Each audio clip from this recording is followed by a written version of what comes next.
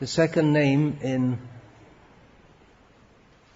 the Vishnu Sahasranama, spoken by Bhishma Pitamaha, recorded in Mahabharata, is Vishnu.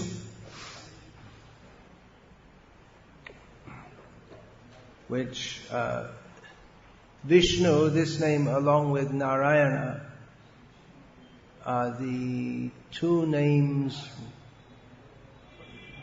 most common names of the Supreme Personality of Godhead in His feature as the Supreme Personality of Godhead.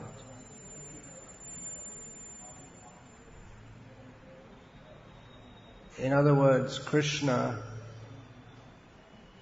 that's also a very common name. But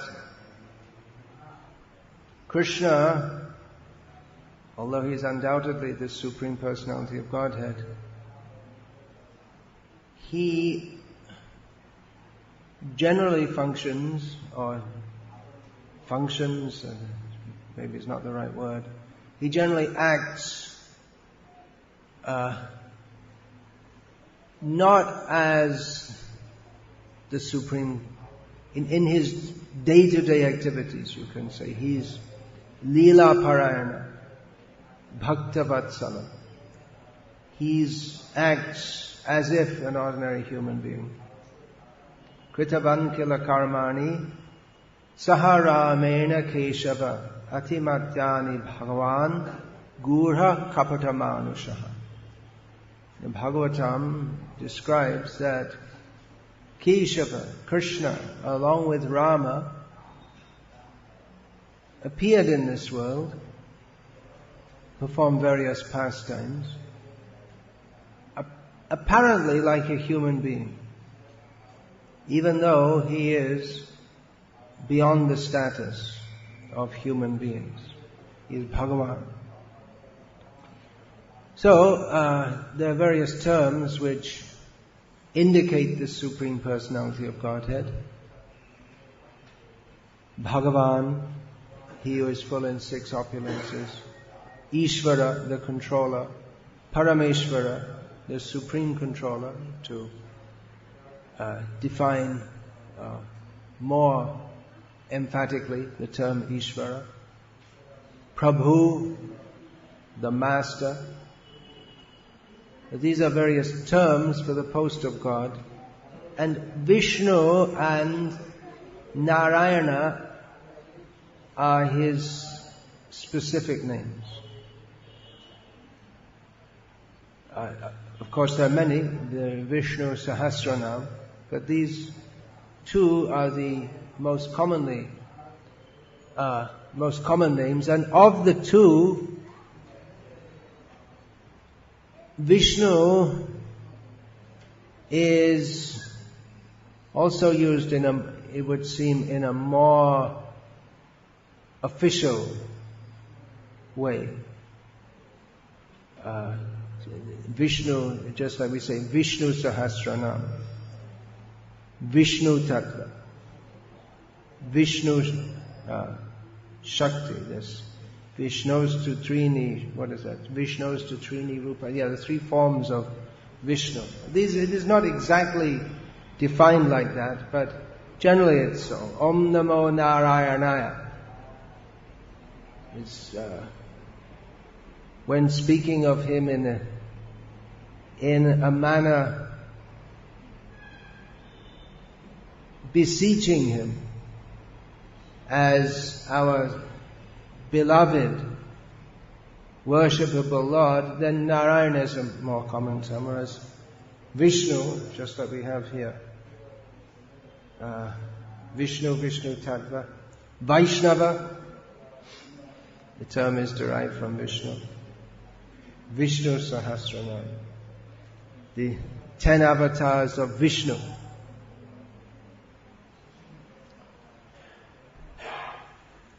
So, Vishnu seems to be a little bit more of an official name. The first name given in Vishnu Sahasranama is Vishva, which is generally understood to mean the universe or everything that exists. Although it can be defined, as, especially in relationship to Vishnu, as he who enters into everything. Just like we have the word pravesh, vish, pravishanti. So Vishva. The Vishnu also means he who pervades everything, which is a slightly different meaning. Vishva means everything. So Krishna is everything, but still he's different from everything. And although he is everything, still he enters into everything. So that he enters into everything and pervades everything suggests that apart from everything being him, he's also different from it. Different, yet again not. He's different because he enters everything. He pervades everything. But in that way he is everything, because nothing is away from him. Sarvam samapnoshi tatosi sarvaha. In Bhagavad Gita we find Arjuna prays to Krishna that you cover everything. Therefore you are everything. Because nothing is separate from Vishnu. Yeah, could everyone please turn off the cell phone? So Vishnu is everything. He enters into everything. He pervades everything. Yet he is separate from everything. Vishnu, this name that he pervades everything, that is the same meaning as the name Vasudeva. Vasudeva means he who is everywhere or lives everywhere. So that directly links. Vishnu means Vasudeva, means Krishna. So these are all interlinked. He is everything, and therefore all names indicate Vishnu.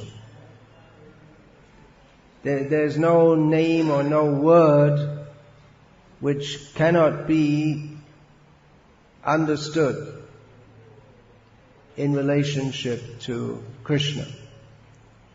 Sometimes we find that in the Bhagavatam we find various demons blaspheming Krishna. But the Vaishnava Acharyas, especially Vishnu Thakur, they explain these terms of the demons who are not meaning to praise Krishna, but all these terms can be understood in ways that praise Krishna also. So Vishnu Thakur says that while meaning to blaspheme Krishna, and they understood it as such, and those who are demoniac understood it as such, and probably others who are not demoniac also understood it as such. But Saraswati had entered their intelligence, not wanting them to blaspheme Krishna, and caused them to utter words which could be understood in a manner that praises Krishna. Just like we find, I believe it was Shishupal called Krishna Purushadham. Purushadhama. Yeah, that's it. So this means Purusha, person, Adhama, which means the lowest of all people. But Vishnu Thakur analyzes this can also mean he who makes all others go down. In other words, he who is above all others. So, in this sense, Purushadhama can be understood as Purushottama.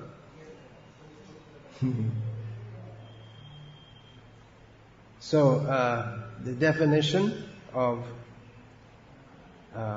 Vishnu, this name, the dictionary definition, Nirukta, Vivesha Bhutani Characharani. He who enters all living beings, moving and non-moving. So Vishnu, three Vishnus to Trini Rupani, the three forms of Vishnu by which he pervades and controls the universe, are the Mahavishnu, or Karanadakashayi Vishnu, who is the Paramatma of the everything outside the spiritual world, from whom the universe is manifest in seed form and again enter into him. Then as Garbhodhakshayi Vishnu, he enters every universe. And as Shirodakshayi Vishnu, he's also within every universe in his own particular planet, Shvetadvip. And he's within the heart of every living being and within every atom. And he is the active principle of everything. Nothing works without Vishnu. We find in the Purusha Sukta, that's also stated in the Srimad Bhagavatam, that all the the Purush of the form of the universe. The universe was created, and all the different devatas entered their respective parts. The devata of sight entered, the devata of hearing entered, the devata of passing stool, everything. There's a demigod for everything. Every function is controlled. If you sneeze, there's the sneezing devata also, oversees everything. So everything is caused by various demigods, but still the Purush, the form of the universe, did not come to life. Nothing could work until Vishnu entered. So Vishnu is the life of everything. Nothing works without Vishnu. He enters into everything, and everything functions due to his presence. He gives physical energy, mental energy, matasmriti jnanam apohanam cha. He is the life of everything. So that we'll find also in Vishnu Sahasranama the name prana.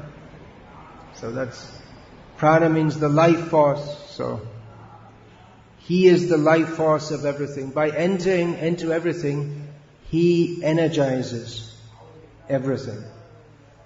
So he who is present in all living beings, moving and non-moving, that is the dictionary definition of Vishnu. Although there may be many more definitions. As the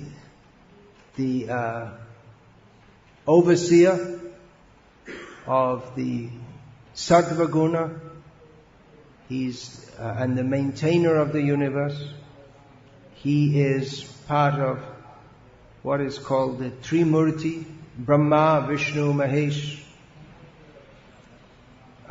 who respectively oversee creation, maintenance, and destruction of the universe. But actually all these functions go on under the control of Vishnu. Simply some other functions are outsourced, you could say, or delegated to others. But just as a manager in a company may delegate some tasks to others, to other responsible sub-managers. But still, the responsibility rests with the manager or the CEO. So in the same way, ultimately the responsibility rests with Vishnu. And of course, he's not irresponsible. When others are not able to,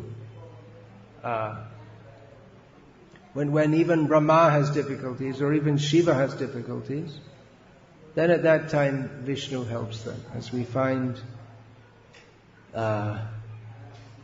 in the case of Brahma, sometimes he faces difficulty being attacked by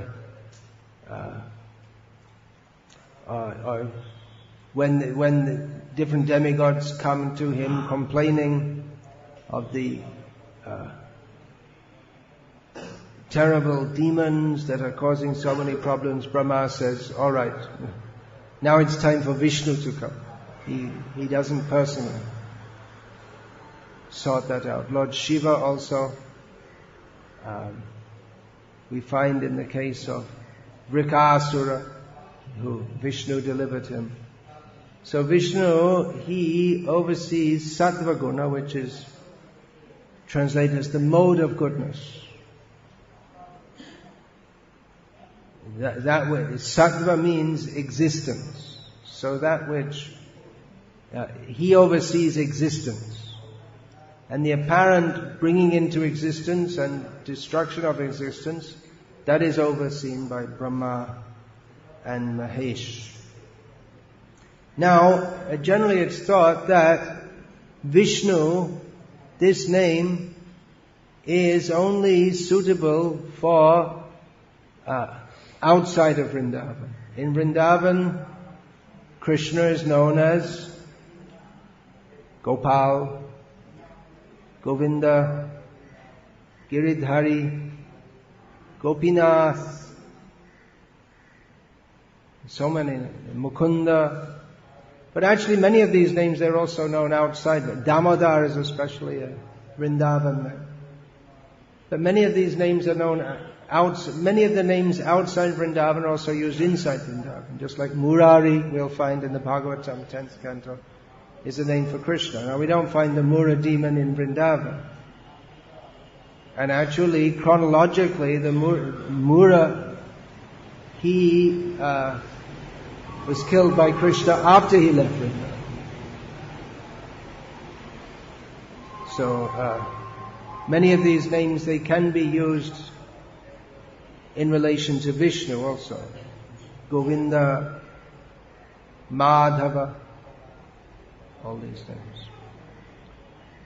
But there are certain names which are more associated with Vrindavan pastimes, and generally it's thought that Vishnu is not one of them.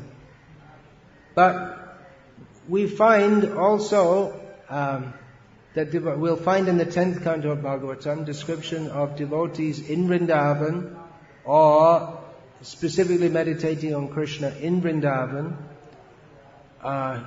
using the name Vishnu. And Nanda Maharaj and Yashoda, they were, even before they had Krishna as their child, they were Vaishnavas. Means they were worshipping Vishnu. We find that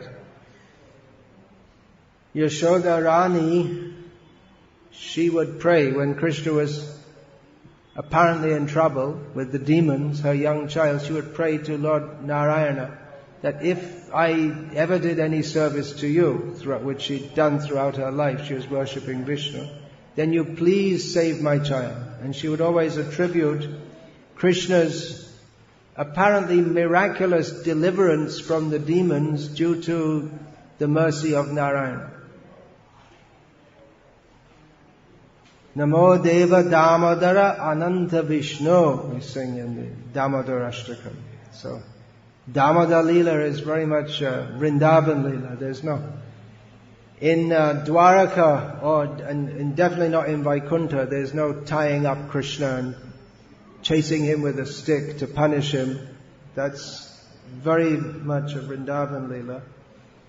But the Sakyavrata Muni, meditating on Krishna's Damodar Leela, says, Namo Deva Damodar Ananta Vishnu.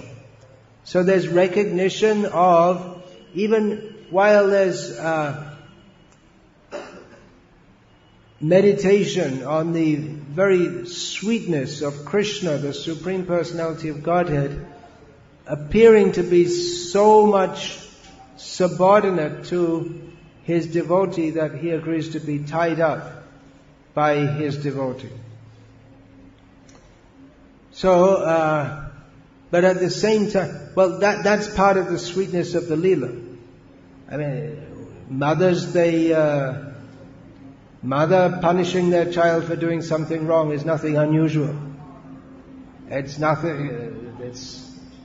It's not going to be in the newspapers unless they do something really beyond the bounds of normal punishment, giving a slap or chasing them with a stick. Of course, nowadays that might be considered wrong, but throughout human society, up until the present time, it's a very common thing that the mother will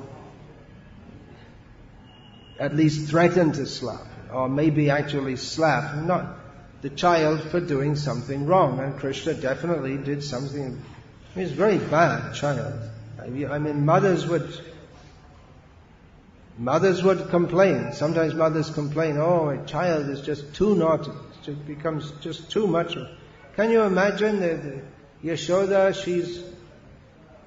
because Krishna is stealing butter, she's keeping special cows, feeding them special grass, keeping that milk especially for Krishna, churning it into yogurt, and so much effort, and Krishna just comes along and breaks the pot. Wouldn't you be frustrated? What do the mothers say? They'd be frustrated. They'd complain, right? It's just too much. They don't love their children, but it's just children. They may act in completely illogical ways. It doesn't make any sense whatsoever, and they have to be trained. Otherwise, if they're not trained, they may go on throughout life like that, which we see in people, grown up people in the modern age. They often act egoistically, like spoiled children, even though they're supposed to be adults. Especially here in Tamil Nadu, we see the posters. The people get a political post and they put their poster everywhere. Like they're so egoistic. They want to see their poster on every street corner. Just like childish, spoiled children that they want to be. Everyone should see me. Even they put some lions next to them. It's only in the poster. They wouldn't dare to go near a lion if there's a real lion. But they put in the poster some lions at the feet.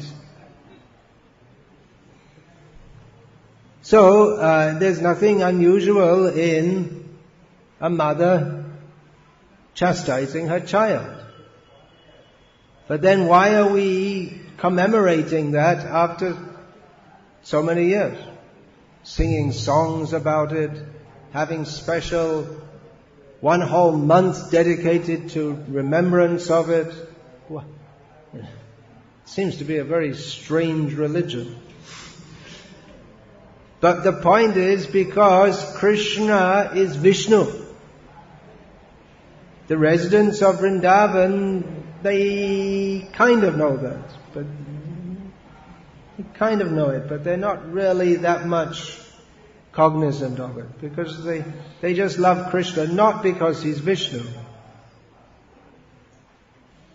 but because they're charmed by Krishna's qualities. They're not awed by his greatness. But that is the charm of Vrindavan Leela. That adds to the charm of all the Leelas. All the Leelas of the Lord in all his forms are simply charming, just like we see in Nrsimhadev. What a fierce form he assumed. Why? For the sake of one devotee. Small boy, who hadn't actually really done anything for him. Prahlad was just a small boy.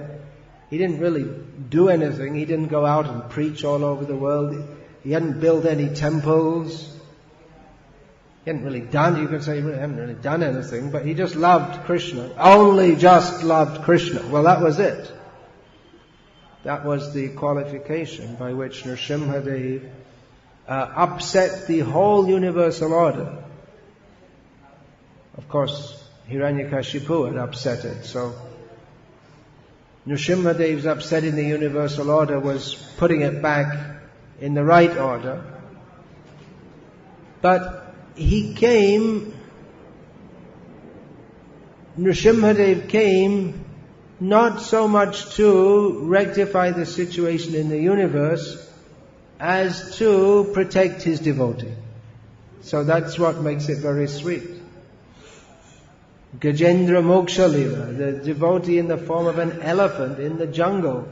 What's the big thing? Some elephant in the jungle is being smitten by a crocodile. Who cares for that? All right, someone might, if someone human being happened to be there, they might try to help the elephant or something like that. But the Supreme Lord Himself came out of affection for His devotee. So this point that Krishna is Vishnu, remembering that makes remembrance of His pastimes all the more sweet. That remembering that He has got nothing to gain from us.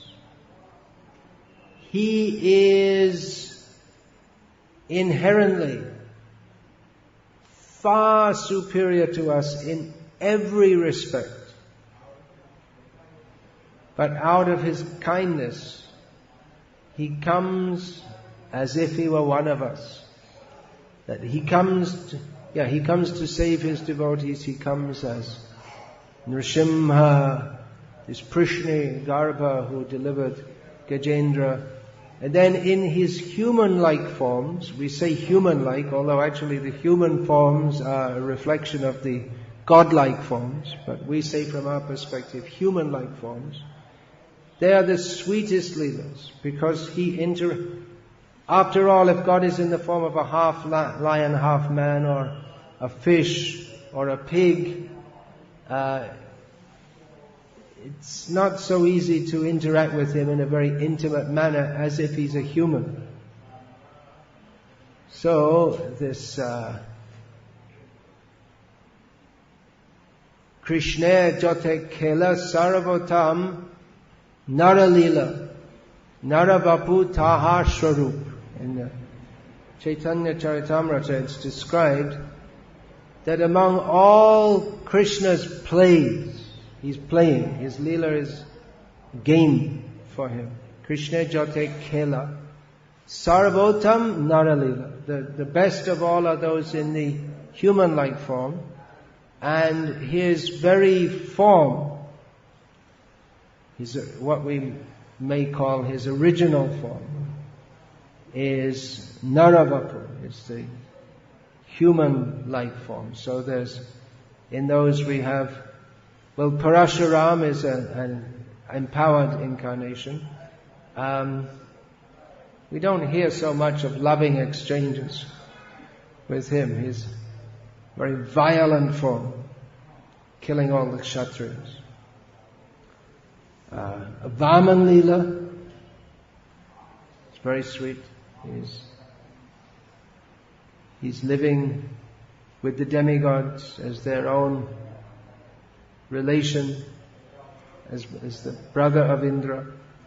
And, he doesn't spend so much time with Indra. He leaves Indra and lives with Bali.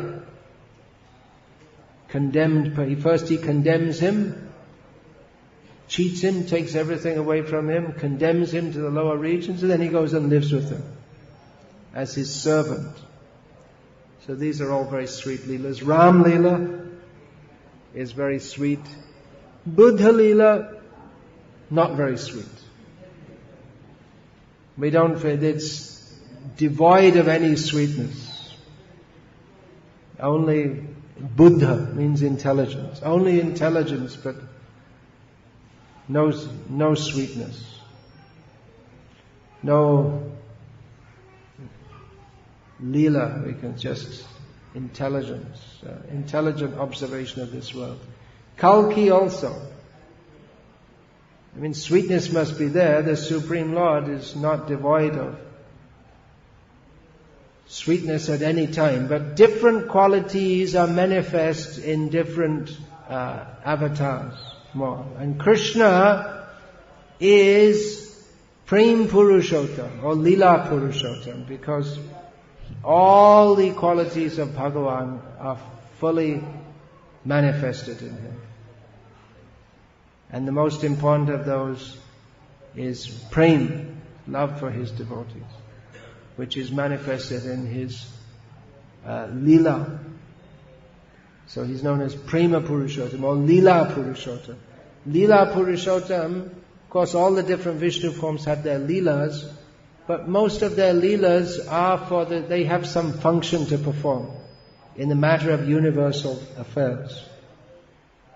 Specifically, Indrari Vyakalam Lokam Hridayanti Yoge Yoge. He comes in every age to deliver the universe from the enemies of Indra. Paritranaya sadhunam vinashayata dushkritam. So this Krishna also does, but that is his Vasudev feature or Vishnu feature for maintaining the universe. But his own Leela, his own personal Leela is actuated simply by love for his devotees. So the love that Krishna has for his devotees, how he becomes subordinate to his devotees. What makes this all the more charming is to remember that after all, he is Vishnu. He is the Supreme Personality of Godhead. So, we find that in the Bhagavatam, in the 10th canto, concerning Krishna's boyhood pastimes, there are several mentions of Vishnu. Nanda Maharaj at the birth ceremony of Krishna gave charity to the Brahmanas with the aim of satisfying Vishnu. So the Vrajavasis, they all know that Vishnu is the Supreme Lord and they worship him. And sometimes they become somewhat cognizant. It's like they know but they don't know that Krishna is the Supreme Lord. Even Krishna himself, he knows but he doesn't know. He knows and he doesn't know at the same time. You understand? No. We can't understand. It's not possible. Krishna understands, maybe. Because Krishna can do things which we can't even imagine. So, Krishna, he never forgets that he's the Supreme Personality of Godhead. But when he's in Vrindavan, he forgets. But he doesn't forget. So he switches in between. He'll be crying sitting on his mother's, or crying for his mother, now you feed me. The next moment he's carried away by some demon, some whirlwind demon, and kills the demon. Kills the demon means he's Vishnu. Or Putana, he comes like a little child to suck her breast, kills her as Vishnu. Then again he plays on her huge dead form, like a little child found something new to play with. So like this, he's Vishnu and not, he is Vishnu and he forgets that he's Vishnu, but he never forgets. So, there's no use to even try to explain this, but simply we have to accept that being the Supreme Personality of Godhead means that that particular person has possibilities and powers which are to us not even conceivable. Therefore he's called achintya, inconceivable. And if it were not so, then what would be the meaning to him being the Supreme Personality of Godhead? If he had to be within the boundaries of our understanding. So Nanda Maharaj understood that Krishna was Vishnu when Krishna gave a vision of Vaikuntha to all the Vrajavasis, that they're all destined for there. So after he had been in the water with Akrura, when Akrura was coming to Vrindavan, he was praying, now I'm going to see Vishnu directly. And when he was taking, means Krishna, when he was taking Krishna and Balaram to Mathura, he stopped to take his bath in the sacred Yamuna. And while he was taking bath, he saw Balaram as Ananta Shesh lying down, with Krishna as Vishnu resting on him. Well, you don't usually get that kind of vision, do you, when you go to take bath in a river? So he did, and then he came to the shore and saw Krishna and Balaram. He was just trying to work it out. How is that? Is Krishna and Balaram the young boys that I'm taking to Mathura? And I just saw them as Vishnu and Ananta. And Krishna said, what's going on? Did you see something unusual? So like this, Krishna plays very innocently, even though he's the Supreme Personality of Godhead. With our little intelligence, if we have a little devotion by the mercy of Krishna received through his representatives, we can understand that it's a lot more fun being Krishna than Vishnu. Krishna likes to be happy. Everyone likes to be happy. So there's happiness being Vishnu. But it's very formal. There's not much joking in Vaikuntha. And even if there is, it's within certain boundaries. Maryada means within limits. There's no wrestling with the cowherd boys climbing on the back of Krishna. Some of the things that happen in Vrindavan between Krishna and the gopis are so informal. It's beyond the imagination of those in Vaikuntha. In Brihad Bhagavatamrita, Sanatana Goswami describes how Gopakumar, who was searching throughout the whole material world and the whole spiritual world, where he could be satisfied, how he could be satisfied. Gopakumar entered Vaikuntha, but he refused to dress as a resident of Vaikuntha. He maintained his dress as a cowherd boy of Govardhan. So when he was brought to see Vishnu, everyone warned him, now control yourself, be a good boy. You have to be very formal in the presence of Vishnu. Don't run up to him or any sort. You just have to stand up. You have to stand before him with folded hands. That's all. And offer him prayers. So Gopakumar, he agreed, and they brought him to see Vishnu. But as soon as he saw Vishnu, he saw the beautiful Shamarup, this blackish form, looking just exactly like the Krishna he was always looking for, and he ran toward him to embrace him and was immediately captured by the guards and told him, don't do that, we told you not to do that. He said, oh, sorry, I forgot. So he became very unhappy because he wanted to embrace Vishnu, but That may be allowed in Vaikuntha if Vishnu embraces you, but you can't go up to him and embrace him. Generally a very formal atmosphere. Whereas Krishna is the same Vishnu, but very informal. So that knowledge of that increases the love of Krishna, knowing that he's so great.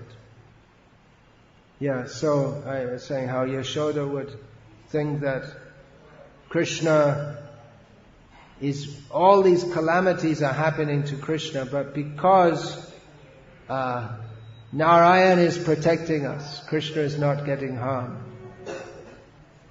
We find that all the gopis, they invoke the different names of Vishnu to protect Krishna, and they said that by chanting the names of Vishnu, all the ghosts and bad spirits will flee away. So they didn't want Krishna to be attacked by ghosts, so they invoked the names of Vishnu. Gargacharya, when he came for the name-giving ceremony of Krishna and Balaram, he didn't quite say, but almost revealed to Nanda Maharaj that Krishna is actually Vishnu. He said, your child is as powerful as Vishnu. Who can be as powerful as Vishnu? Must be Vishnu.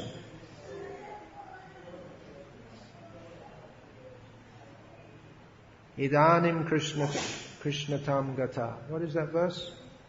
How does that begin? Shuklo Raktas Tata Pita Idanim Krishnatam Gata. Gaga said to Nanda Maharaj that your child has appeared many times previously in many forms.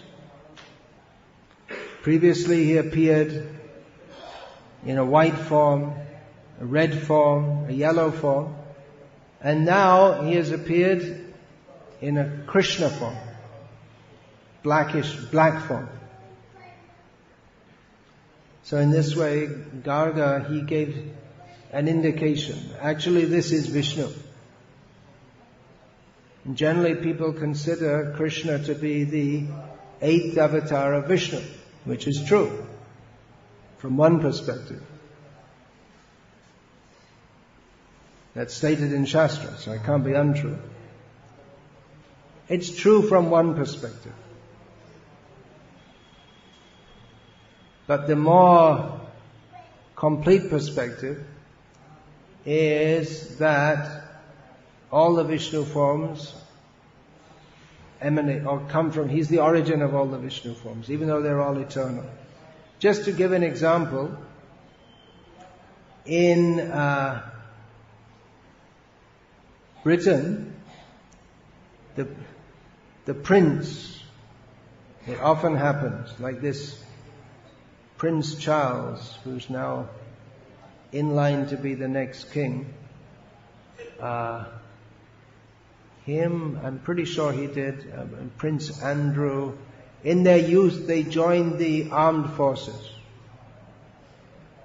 Prince Andrew, I believe he was part of the Navy, and he served in a war also. He was flying the helicopters on dangerous mission. Before they had computer guided missiles, they had these heat-seeking missiles. So the missile would find the heat, that's where the engine is, and then hit the ship and sink it. So this was in the Falkland Islands War. Anyway, getting off on a bit of a tangent here. So the missile would be shot from the enemy ship, and Prince Andrew would be flying a helicopter to divert the missile away from the ship. So the missile would come flying at the helicopter instead of the ship. And then the helicopter at the last moment had to just jump up.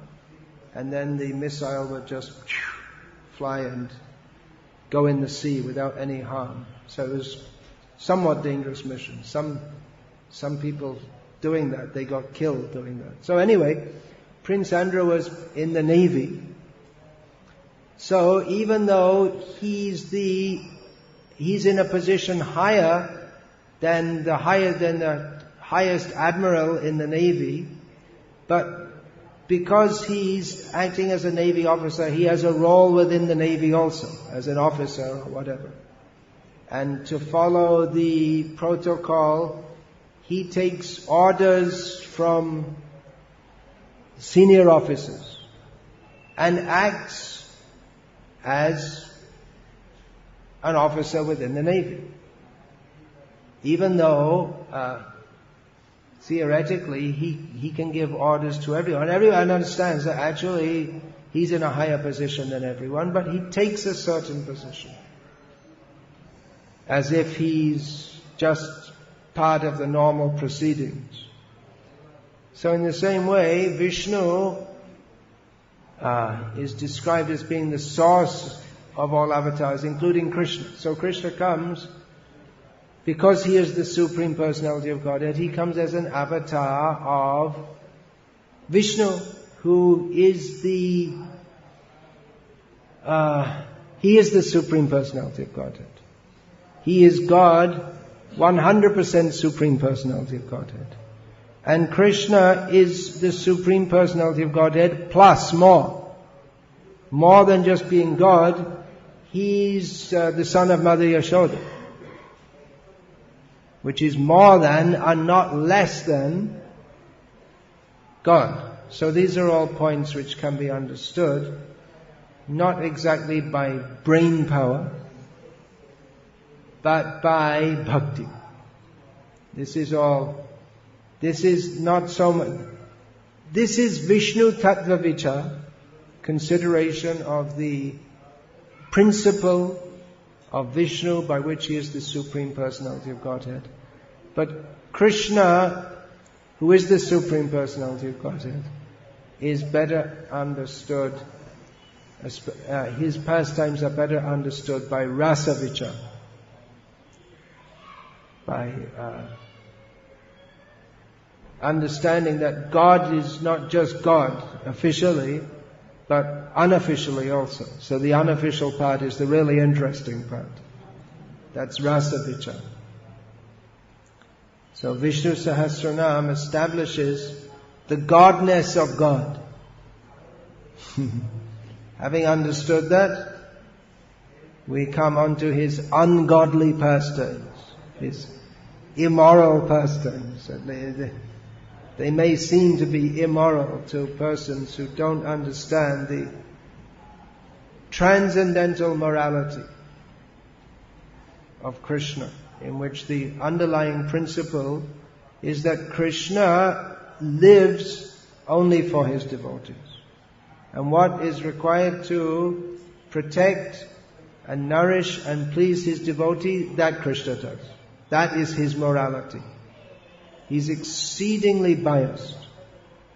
As Vishnu, he is samoham sarvabhuteshu name dvesho stina priya. He's neutral. As is suitable for the ruler, he's neutral. He doesn't favor anyone or disfavor anyone. But ye bhajanti tumam bhaktya maite teshu chapyaham. He's extremely partial to his devotees, as Krishna. He's well, in all Vishnu forms, but especially Krishna, that he accepts that for generations people will call him immoral, a liar, a cheat, and so many things. He accepts all this to see that his devotees are protected and nourished. So Vishnu Sahasranam we can study, and then understanding how great is Vishnu. And this Vishnu is being tied up by Mother Yashoda. This Vishnu is pining that where is Radha? She has not come. Maybe she's rejected me. So these are the mysteries. At the beginning of the Gita Govinda of Jayadev Goswami, which we are enjoined not to read unless we actually come to the platform of being fully in tune with Krishna. That if we have any material desire, we shouldn't dare to touch that. But at the beginning we can touch.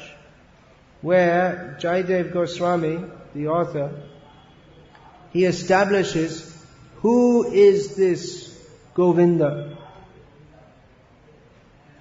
who is having pastimes with Radha. So that is Keshava Dhrita Dashavidha Rupa Jaya Jagadisha Hara, the Supreme Lord, the controller of all the universes. Keshava, he says Keshava Dhrita. Keshava, the original form is Keshava, who's taken all these different forms. So many forms. So again in the 10th canto, the Yamalarjuna, the Manigriva Nalakuvara, the sons of Kuvera, they prayed to Krishna after being delivered from him, from the form as trees. They prayed to him as Vishnu. Shukadev Goswami comments that by expanding himself into the forms of the calves and the cowherd boys, after Krishna, his own calves and cowherd boys had been stolen by Brahma. By doing so, Krishna proved the statement that the universe is pervaded by Vishnu.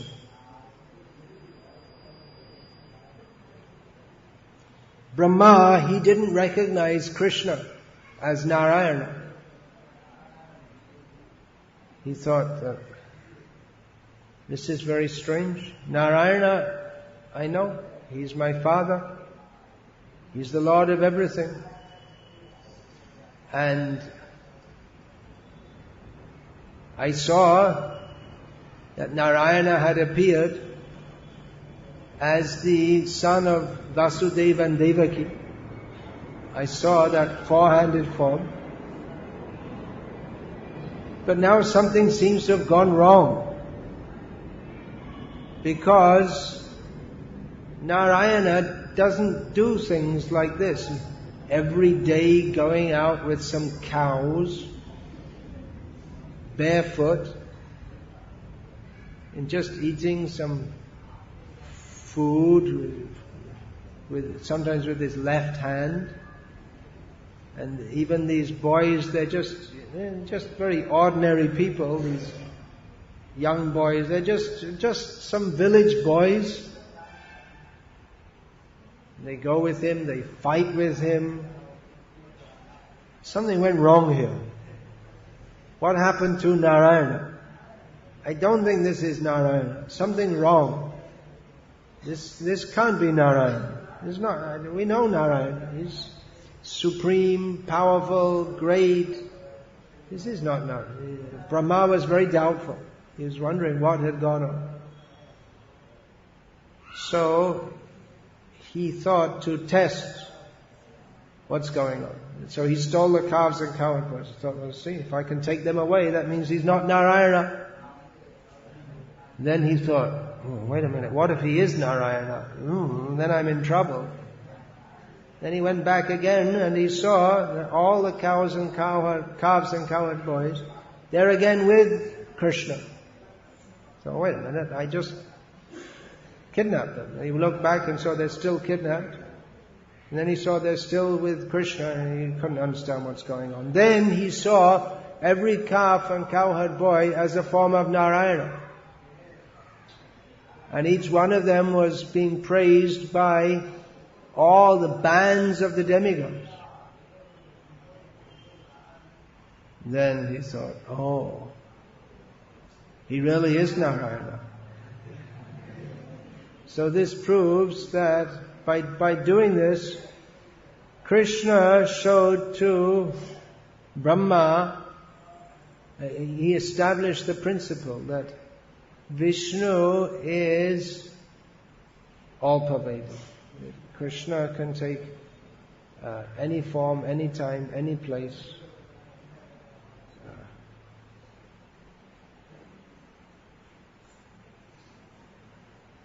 Krishna lifting Govardhan, that is described in Bhagavatam as Dadhava Lilaya Vishnu. Dadhara Lilaya Vishnu. That Vishnu, as his Leela, he held Govardhan Hill. So this is an interesting topic.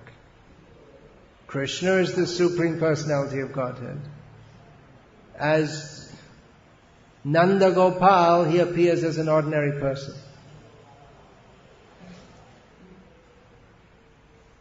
Holding up a hill, that's the kind of thing that Vishnu does. When he exhibits some extraordinary potency, that's an exhibition of his godness. So by holding up Govardhan Hill, that was his Vishnu. Or is it? Because this Leela is the very sweet Leela of Krishna. Maybe in all of the Vraja Leela. Of course, the Rasa Leela is very famous. Damodar Leela is very famous. And Giridhari Leela. So maybe these three are the most famous. And Krishna is most glorified as Giridhari, Girivaradhari, Govardhanadhari. So is it Krishna doing this or Vishnu? Well, Krishna is Vishnu.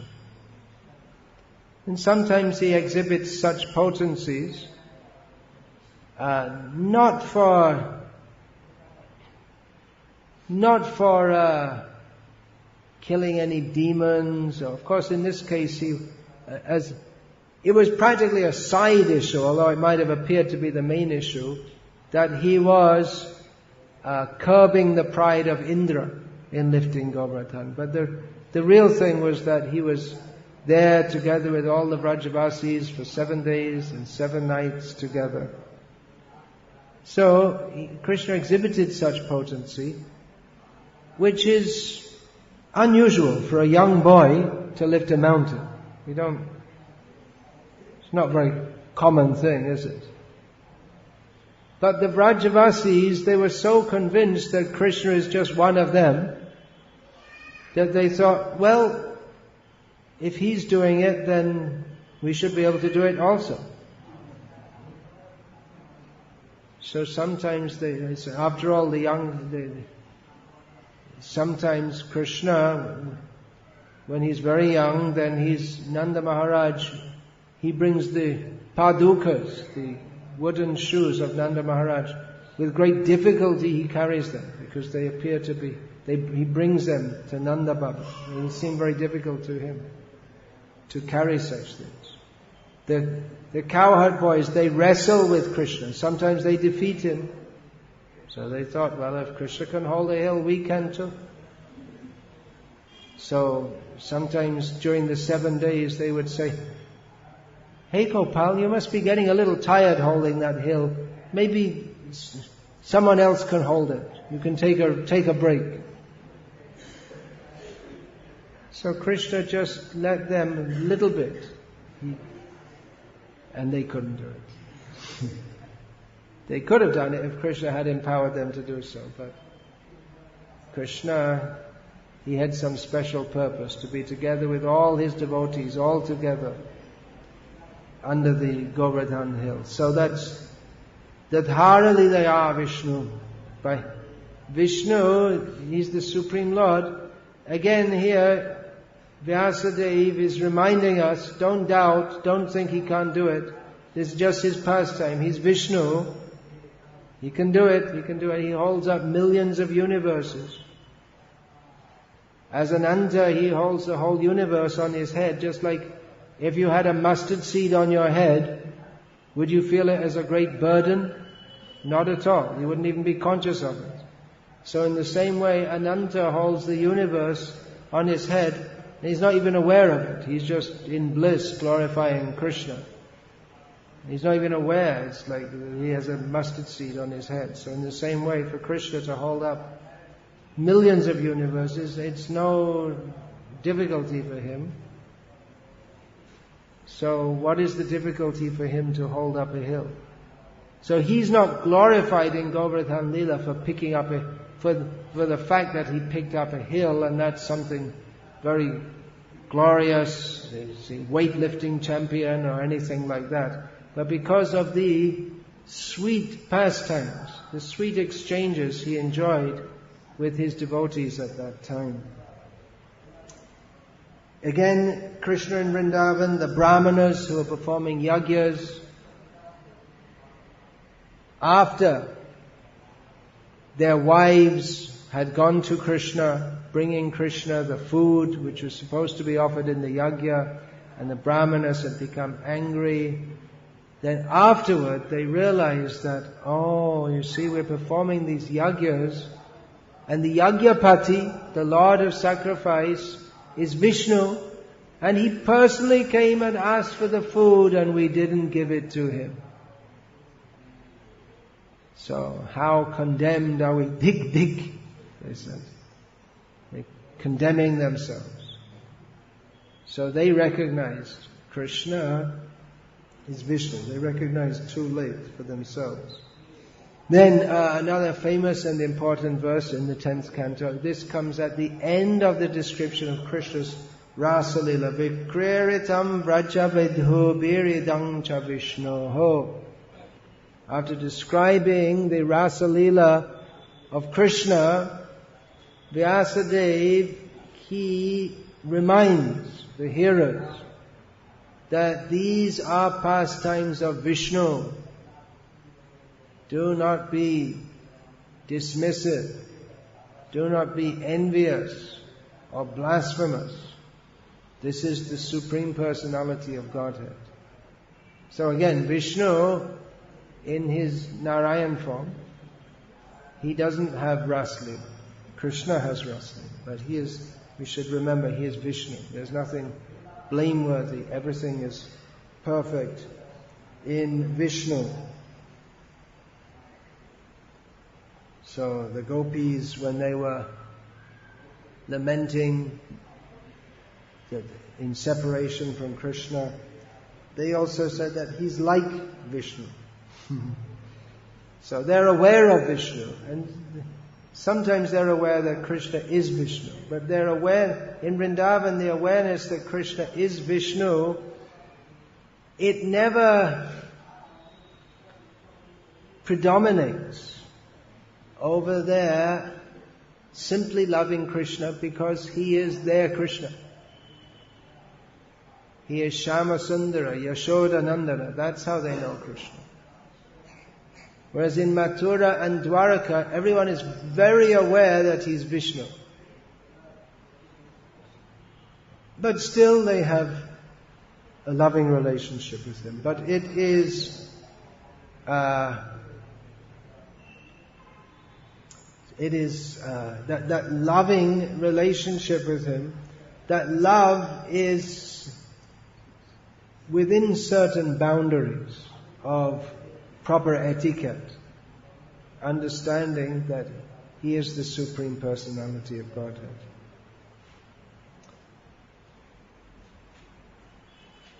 Now Krishna told Arjuna, we find in the Mahabharata, that because I have pervaded the horizons, means everything up to as far as can be seen or imagined, and as my glory stands foremost, and as I have measured by steps, the three referring to Vamandev, covering the whole universe, so therefore I am named Vishnu. So these are some meditations on the name Vishnu. Hare Krishna.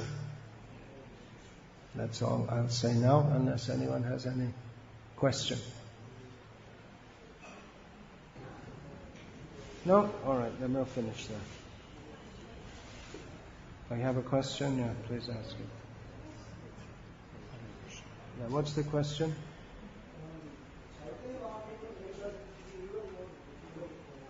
Chaitanya Mahaprabhu's Leela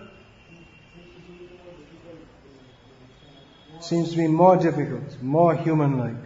Is it? More difficult to understand. He seems to be less godlike even. Yeah, he does. Chaitanya Mahaprabhu generally doesn't perform activities like Krishna does of killing extraordinary demons in extraordinary ways. Generally, Chaitanya Mahaprabhu doesn't do such things. He may appear to be very human-like. Although his miracles, if you want to call them, they are more than those of Krishna, because to bring envious, ignorant people to pure Krishna consciousness is more of an achievement than holding up the universes or showing the universal form. Of course, Chaitanya Mahaprabhu sometimes shows the universal form also. Yeah. Anything else?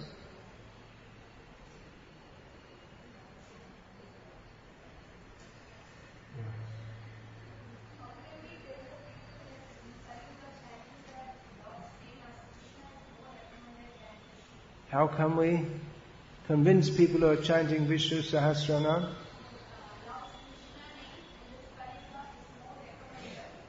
How can we convince people that Krishna's name is more recommended than Vishnu name? Well, that's stated in Shastra. That then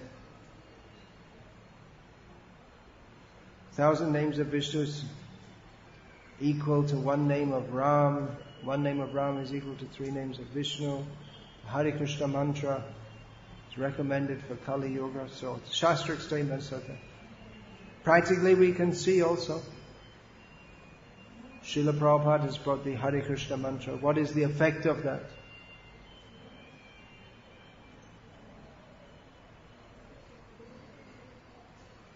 If people are chanting Vishnu Sahasranam, that's a lot better than most of the people. So we didn't blame them for doing that. Yeah, you wanted to ask something?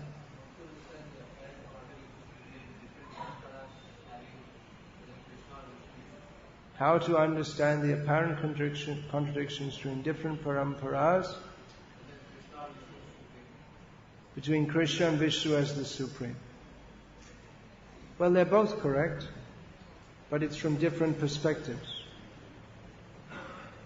From the perspective of greatness, power, Vishnu exhibits that. Actually, Krishna does, but in between he exhibits human-like pastimes.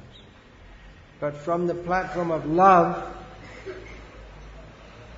Krishna is supreme. So what are you attracted to more? The greatness of God or the beauty, kindness, sweetness and love of God?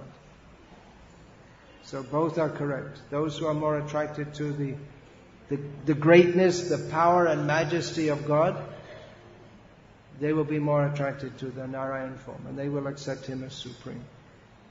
Although knowing that Krishna and Narayan are non-different.